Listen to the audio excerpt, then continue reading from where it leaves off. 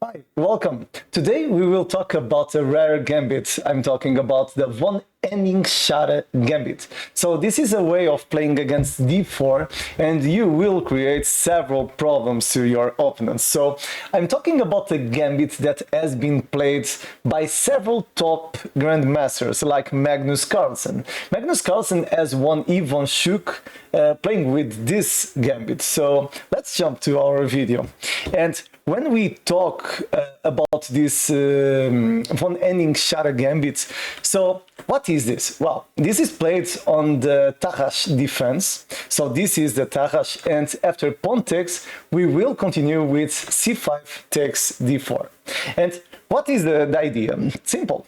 The game will be dynamic, the game will be complicated, and we will create a lot of counterplay and damages to the center. So here we will see several different approaches.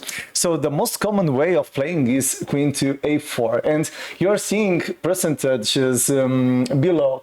The first column is based on the chess base. Chess base normally puts the percentages of official games, and the second column is based on the opening three websites. So this is based on online games. So as you are seeing, normally at presential games, everyone plays or queen a4 or queen takes pawn. So yeah, these are the most common ways of continuing against this von Hennig-Schara. About the origin of the name, this has been played first by Schara, and then at 1929, von Hennig has played that, and I think he published something on a book, study, and yeah, that's the origin of the name. About von Hennig, von Hennig was a very strong German chess player, and I think he worked as military, I think. But well, let's go. So at presential games, everyone plays this or that, and on online games this exists too. Knight f3 and yeah, knight b5. Some of the moves are blunders, but okay, we will see because we need to talk about everything.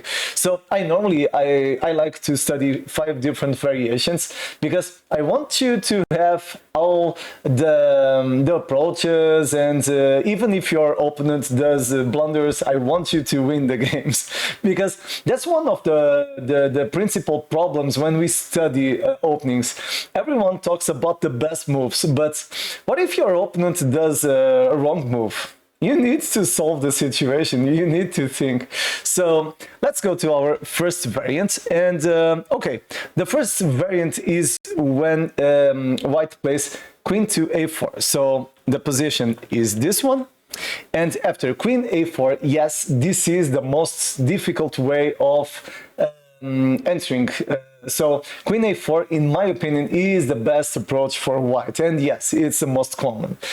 You don't need to be worried about this 62%, because we have several different approaches. I will talk about one right now, and in the end of the video I will talk about the other, because I want you to see all the variants, and the last one will be a beautiful trap where you win with a checkmate. So you will want to see this theory until the end. So okay, here we can play bishop, we can play knight, and b5. For me, I'm a very attacking player. I love to play b5. Yes, for me it's perfect, because when we play a gambit, we don't play to defend, we don't play to do passive moves like knight to d7. This can't be good. Yes, the game will be draw after 20 or 30 or 40 moves, but yeah, we need to be ambitious when we play chess. So, in my opinion, if you like bishop d7, yeah, no problem, but I will suggest b5, because b5 is too interesting. And yeah, it's rare. And according to the computers, it's completely playable for black. Of course, if you play bishop d7 or even b5, you will need to sack material, probably a rook, this rook. So let's see. We will see bishop d7 for now, and of course here the queen will take on d4, and after that we will take the pawn. And the idea is that after queen takes, knight f6, this position, according to the computers, is completely playable. Why is that? Because if the queen tries to take the pawn, black is developing.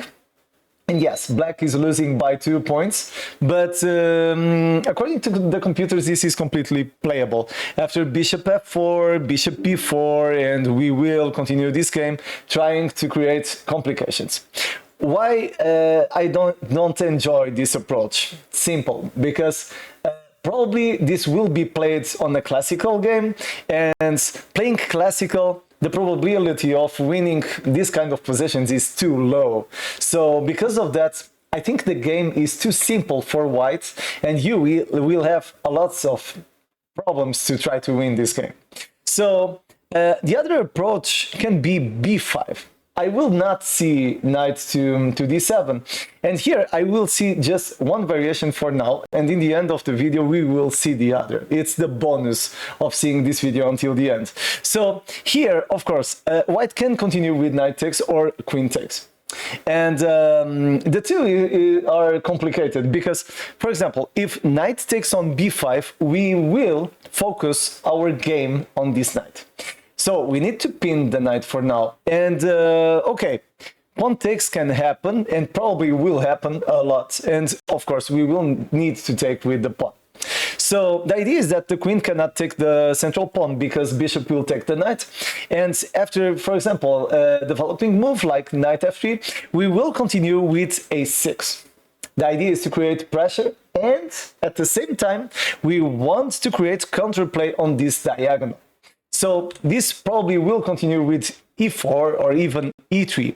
In my opinion, both are completely playable. Probably e3 is better. I don't know, I'm not certain. But here we will continue with knight f6. You don't need to be worried about this pawn, because the queen cannot take, and if, for example, knight takes or pawn takes, probably knight takes, it looks well. Here we will play e5 to try to create problems to this knight on this variation. Here, after knight f3, we can continue with normal moves, like e4 again to attack this knight. And this will be interesting because, okay, here we can try weird stuff, or if you want, you can play queen b6 and continue creating pressure to the knight.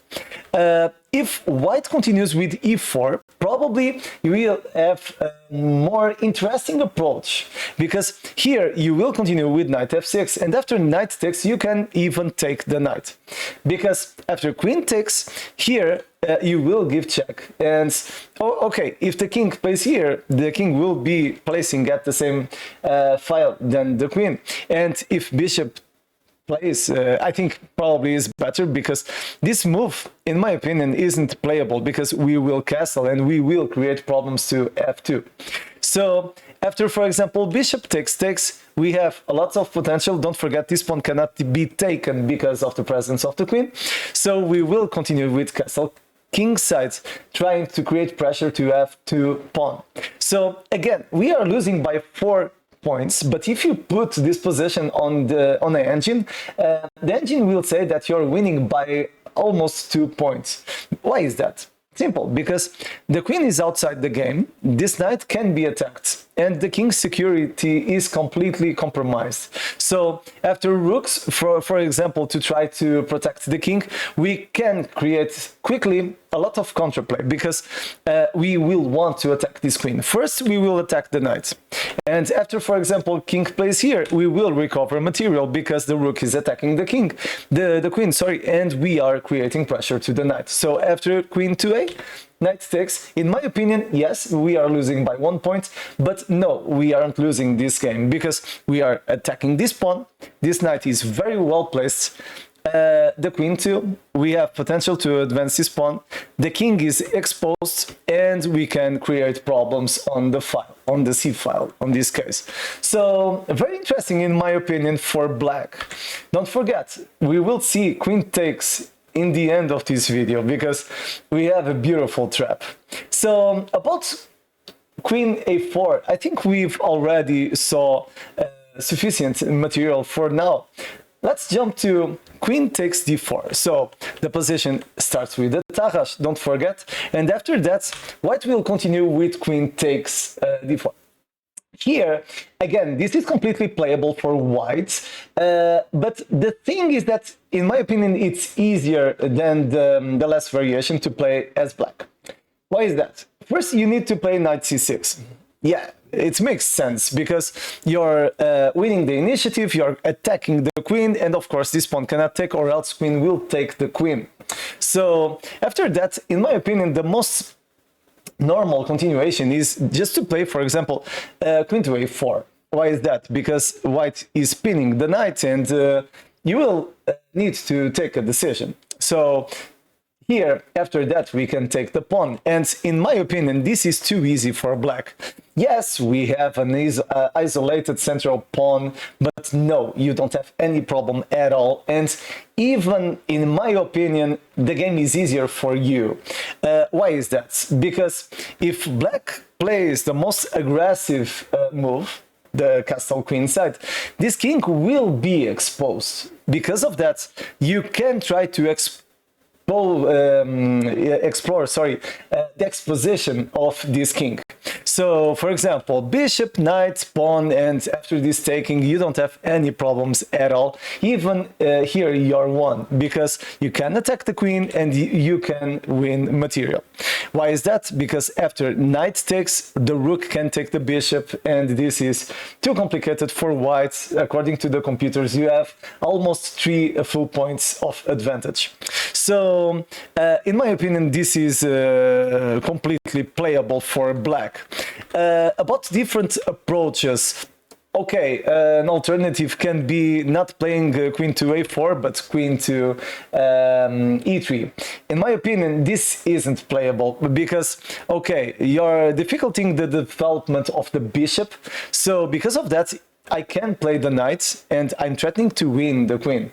And you don't need to be worried about checks, because white doesn't have potential to give check on the diagonal. So after queen, white is losing tempos, and yes, you can take the pawn and play this position for an endgame.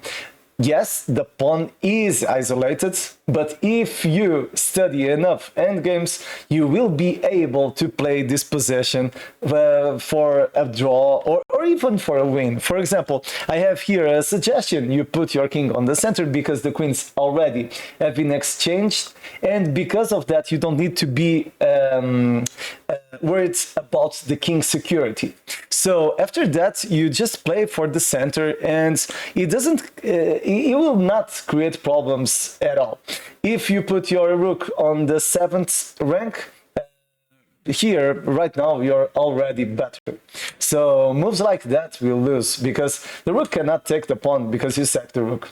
Simple. Because the rook cannot take, and after that, you will be giving checkmate. So, yes, we just need to play for the principles, of course. But, yes, we need to talk as objective as we can, and yes, this is equal, completely equal. And probably if this happens on a classical game, and if your opponent has the same level than you, yeah, probably you will draw this game. But okay, you're playing with black. This is a thing that can happen always. About alternatives. Okay, let's see. Instead of seeing bishop to f4, we can see, for example, knight playing for f3. Here, because of the fact that this pawn hasn't advanced, you can always try to play d4. I'm searching always for the most aggressive moves for black because it makes sense. We are dynamic players and we are playing Gambit. So after knight e4, I think it makes sense to play the knight to the center. We can continue playing on central squares and the queen is attacking this knight. So we, in my opinion, we are better right now. For example, I don't know, knight here is ugly, but probably knight g3, and we continue with bishop d7, even castle queenside. Most of the times we will play castle queenside, and don't forget, this gambit has already been played twice by Magnus Carlsen. He never lost a game with this opening. He drew one game. I don't know the opponent, sorry, right now, but I know he have won the Ivanchuk with black, and Ivanchuk is a monster, so it's very good to know that. And Hans Niemann, I think, played that, but Hans Niemann has won with white, I think. But well, okay, this position is completely, in my opinion, playable for black. I think is superior. So after pawn takes, bishop takes, we have the center, we are creating problems. So yes, probably white can solve some of these problems, but yeah, you have the initiative, you have the potential, you are creating threats. So in my opinion, everyone should enjoy this kind of resulting position. So, okay, we've already saw queen to a4 and queen takes on d4. Now let's see the dubious continuations, because in my opinion, d takes e6, knight f3 and knight b5, no, this isn't playable at all.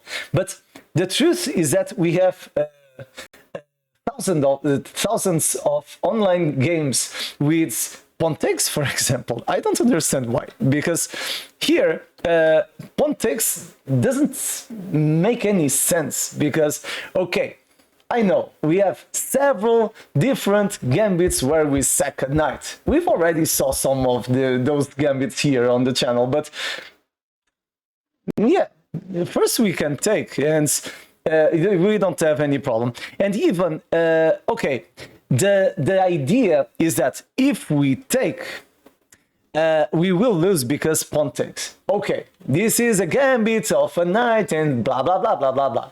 But we are better. If you're playing a classical game, you won't be playing for the tricks. That's not an intelligent way of playing chess. So here we take first with the bishop, and look at this position. Black is more developed than white, and white needs to solve this problem. So after knight to e4, I think probably it makes some sense to play to the center. We will continue with knight c6. And okay, the material is even, but we are leading on the development. Don't forget, you want to occupy central squares, attack central squares. You want to explore the central potential that you have. So if you play queen to d5, you will need to solve another problem because the knight is being attacked. And of course, this kind of stuff doesn't work at all because we can take, the queen is protected. Don't forget. So here the answer is always complicated because you will need to think if he plays knight to g3 or knight to g5, and yes, probably knight g5 is more interesting, but probably half of the players will play knight to g3, and black is already much better because you can castle queenside and create problems. So here probably knight g5 needs to be seen. And after that, okay, we continued with the check because it's completely playable and you're developing a piece with the win of a tempo. And after bishop we take and we play knight. Oh, but you're changing a bishop for a knight. Yeah. And you're winning one more pawn on the center. So, sorry, you're putting one more pawn on the center. Now it's correct. And the idea is that, yes, here this is a critical position, and probably this will happen if you play against a strong opponent, feed master, international master, or even better. And okay, if you play normally, you will probably draw or even lose the game, because, for example, the computers like the castle king side, but I don't like, because queen takes. Okay, I don't like, because after this move, I think you don't have enough potential. Pawn takes is just ugly, because the pawns are doubled, they aren't strong, and even if knight takes, this will be complicated because of rook d1. Yes, you have the advancing of the pawn, but after e3, black has a lots of problems to solve. So because of that, I will not defend this approach. And don't forget, I'm giving this theory for attacking players. If you're a defensive player, don't do a gambit, okay? Okay, so serious, don't do a gambit if you like to defend, because you will give material. So because of that, if you do a gambit, you are going to sack material, you need to create problems, you need to have the initiative, you need to attack, you need to create problems to your opponent. So because of that, I will defend due to sack 2 pawns and let your king be on the center. So you want to win the center. You want to create problems to your opponent. And how will you sack 2 pawns? Yeah, you will sack this pawn and this pawn. And you will be happy. Why is that? Simple. Because after e5, your argument is that you are winning the center. The argument of the white player is that he is winning on material. But look at that. After queen takes, we will solve the problem playing the rook to f8. Then, okay, he can take another pawn. Okay, no problem. Let's attack the queen. And right now we are losing by 2 points. But you don't have any problem at all, because you are leading on the development. And right now this king is on the center, and this king will never be secure again. So here you can continue by several different ways. In my opinion, even e4 is too strong, but you have one small detail that will destroy everything.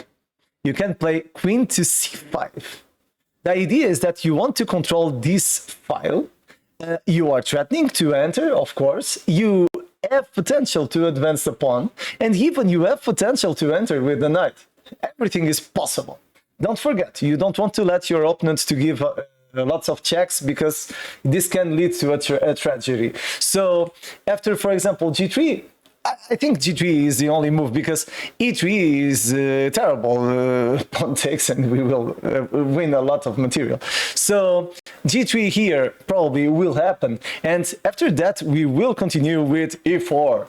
Very strong. And the thing is that I think anyone will sack the knight. So the computers say, oh, you need to sack the knight. But no, the humans don't do that. Okay, knight g5 is interesting. And knight d2 is interesting. Probably lots of players will be paranoid on this position. So I believe that most players will play knight to d2. But we can see first knight here. The idea is that if queen takes, the queen will take the knight. But yeah, after e3, this is too complicated. We have a lot of potential on all sides. So, in my opinion, this isn't playable.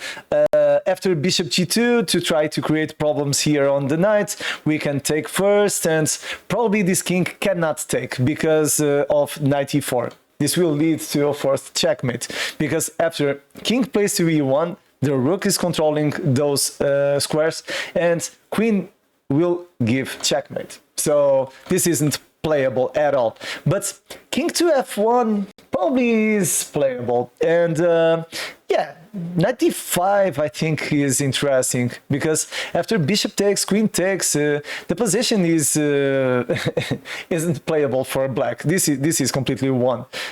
Sorry, this isn't playable for white. So this is completely won. And about knight to d2. Probably most players will do that, and here I will defend again the advancing of the pawn because this will create a lot of problems for white. After knight again, to try to survive, we can increase the central pressure, putting the knight on d5, and this will lead to a very easy victory for black because you can enter with the knight on anywhere. You can even take on b2. This is won by several different ways, and after knight plays to b4, we are threatening to enter with the knight here. We are threatening to win the queen, so this is completely won for black. So don't forget, on this variants, yes, this is superior for black. Don't forget, you cannot take directly the knight because you will lose the game. So you need to take with the bishop, and then my suggestion is just to sack 2 pawns and attack with everything you have.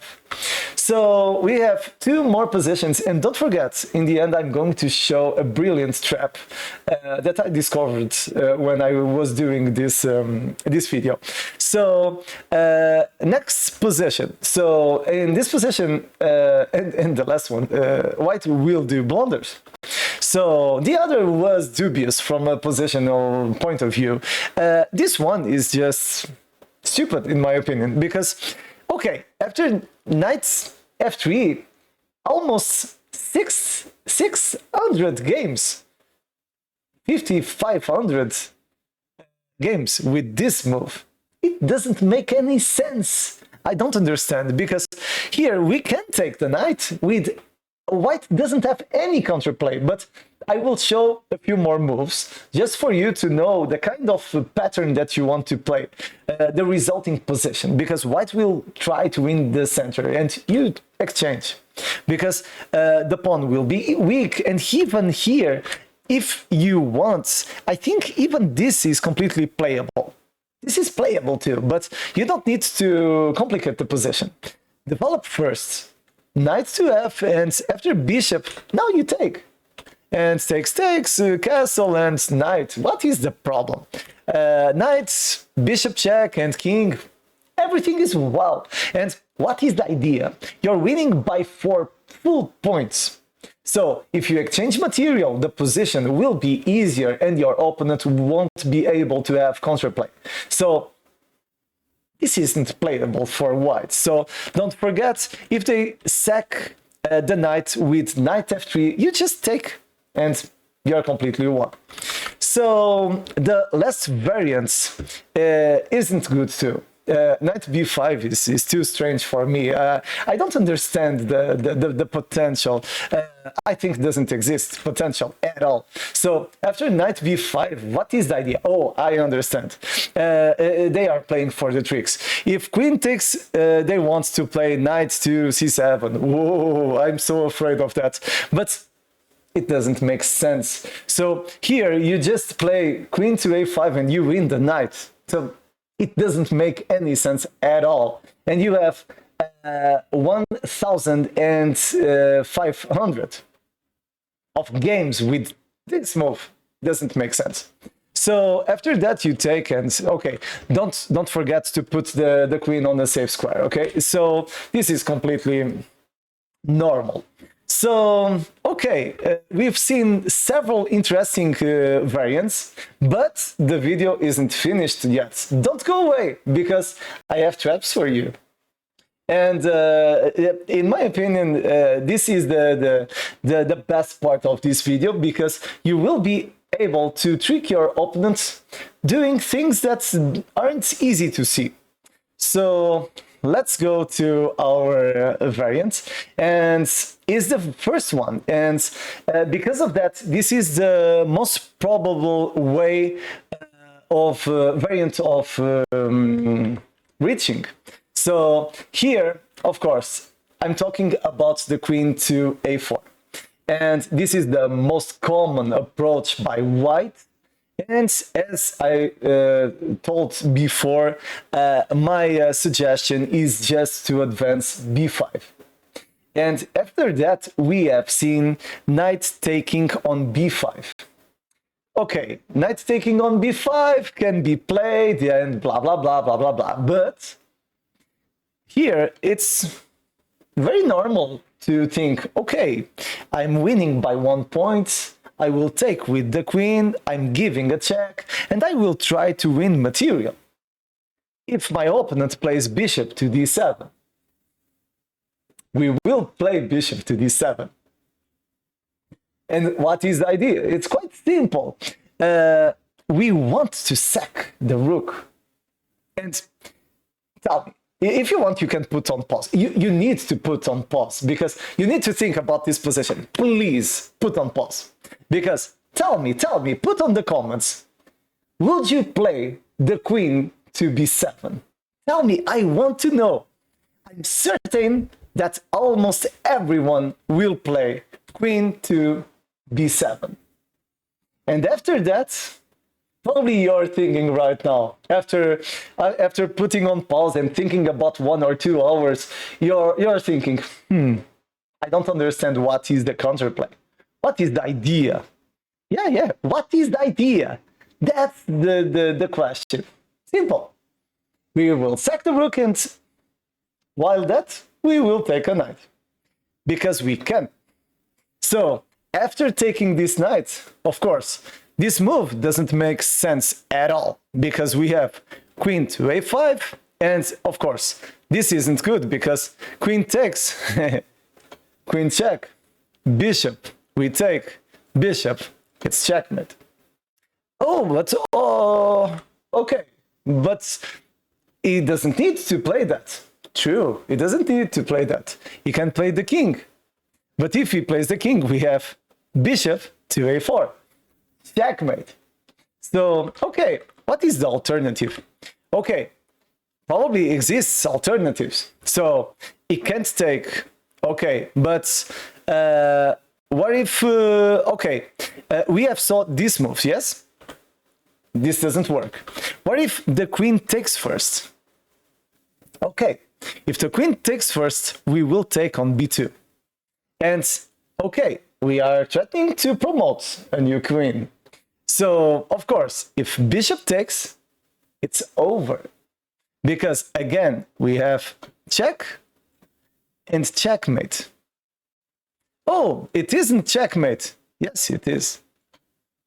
Checkmate. The best part of the video. Wait. We have another variant. Oh, but what if queen plays here? Okay, again, pawn takes. And now we will try to do a different stuff. For example, queen takes, pawn takes, but the bishop will not take the pawn. Here, white will play rook to b1. Aha! White is better because white is winning by 2 points. I will sack material. Everything is well. Nope. That's not true. We will take because we can. Then the rook needs to take because the king doesn't have any available square to play. And after that, we will be winning because of bishop b4. After king plays here, we can play bishop a4. And after the rook, because the king doesn't have any available square to play, after rook plays to c2, we will play the brilliant queen to c8. And this is completely over. Why is that? Because we are threatening to give checkmate. Checkmate. So it's completely over, this game. So just for you to have an idea, the computers suggest this move. Because, for example, moves like queen c6, I take, it's over. And of course, this will lead with the checkmate in one move. Yeah, I was thinking about that, but even this isn't playable. So with that, we finished our theoretical lesson, our opening lesson. I haven't told nothing about the subscribe. Don't forget to subscribe, and I need your help. And if you haven't subscribed yet, don't forget to click on the red button, because we are creating new content every day just for you. So this will be a very big help for this channel to grow, and I want to put always material about the different phases of the chess game. So right now we are doing content about opening theory, tactical moves, endgames. We have a lot of endgames, and we are analyzing a lot of different material, always based on the best players that played chess, world champions, and perfect games. Not only more attacking games, but later we will see defensive stuff too. So if you enjoyed the video, don't forget, push the like button and tell me something at the comments, because I want to know you, and you can always talk with me by chess.com. So again, thank you very much if you saw the video until the end, and tomorrow I will be here again to bring you more chess content. Have a good night till tomorrow. Bye bye.